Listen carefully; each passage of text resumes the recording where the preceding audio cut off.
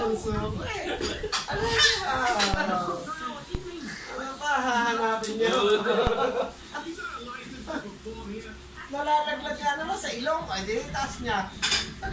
Ano na? Nabit ko. Oo.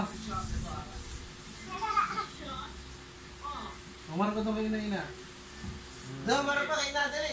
Ina. Yay! Doon! Ina, oh. Ganda-ganda baby yan. Ganda-ganda baby yan. Ano ka na kumorma?